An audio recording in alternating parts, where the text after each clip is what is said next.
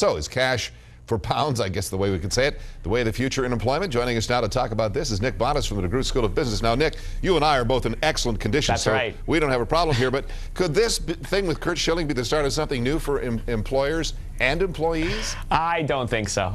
The USA is different than Canada, including the fact that we have a better dollar, but that's a separate topic. We have something here in Canada called the Human Rights Act, and that prohibits us from that type of discriminatory practice. However, the Human Rights Act also says that you can test for things like alcohol or drugs or vision if the employer demonstrates that it's part of the occupational hazard risk. So if you have a job, if you're a policeman, for example, or if you are a school bus driver or a truck driver, you can be subjected to those tests, because obviously if you're a heavy equipment operator, we don't want you to be coming into work without the correct eyesight, or if you're a drunk or stoned. So the rules are very limiting here in Canada in terms of what you can test for. What's the difference between this and pilots and their vision requirements, like uncorrected vision?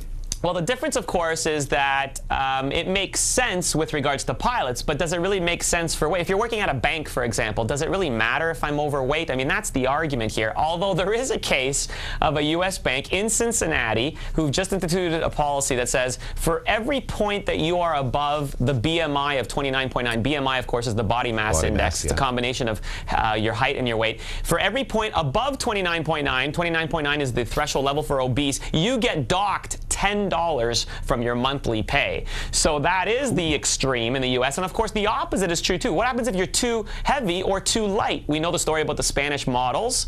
There was a rule that said that you had to have a BMI above 18.5 to actually walk the catwalk. And there was a case where a very famous Brazilian model had a BMI of 12.1. She was only weighing 84 pounds, and she died of anorexia. So it can work both ways, being too light or being too heavy.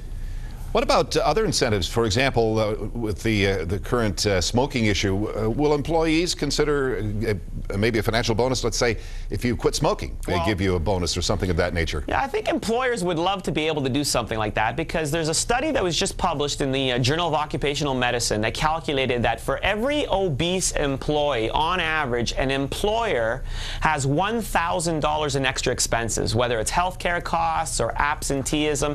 So we're trying to recoup some of that money back. Maybe they can translate that $1,000 into some sort of incentive for them to, you know, perhaps work out in the gym that's located in the business, or perhaps eat healthier food that's located in the cafeteria of the employer. But you're right, it's a slippery slope. I mean, once we start testing for smoking and then weight and then vision, what happens when you start testing for other things that perhaps impinge on your privacy as an individual?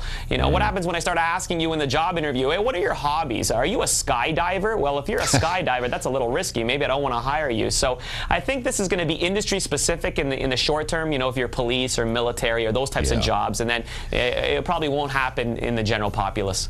Nick, very quickly, $330,000 per weigh-in. Do you think that might be a tad excessive? Probably. Could you imagine? I know here in Hamilton we have John Savides with the Lean and Fit system. Could you imagine if he gave everybody's successful Lean and Fit graduate a bonus of $300,000? His business would be booming too, wouldn't it? Yeah, I'd sure like to try it once. Nick Bontis, thank you very much for this information, Nick. Thank you.